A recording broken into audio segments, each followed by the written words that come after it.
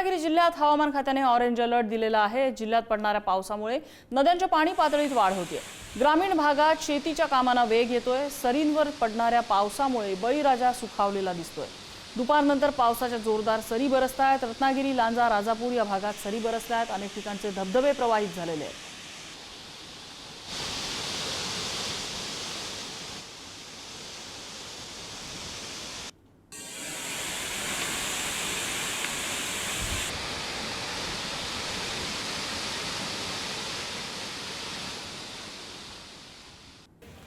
तर ठाण्यात सकाळपासून पडत असलेल्या संततधार पावसानंतर आता पावसाचा जोर वाढलेला दिसतोय। मुसळधार पावसामुळे सखोल भाग असलेल्या वंदना बस स्थानकाबाहेर पाणी साचायला सुरुवात झाली।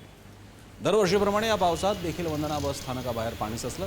वाहन चालकांना या साचलेल्या पाण्यातून प्रवास करावा लागतोय। तर ठाणे महानगरपालिकेकडून साचलेल्या पाण्याचा निचरा होण्यासाठी लावण्यात आलेल्या सक्शन पंपांचा उपयोग होत नसल्याचं चित्र।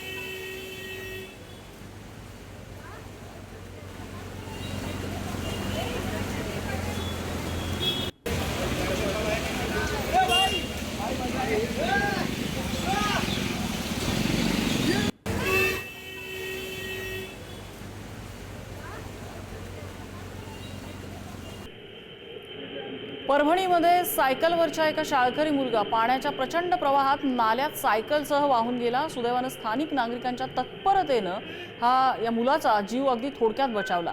गंगाखेड रोडवरच्या शांतिनिकेतन कॉलनी परिसरात झालेल्या मुसळधार पावसामुळे ही धोकादायक स्थिती निर्माण झाली आहे।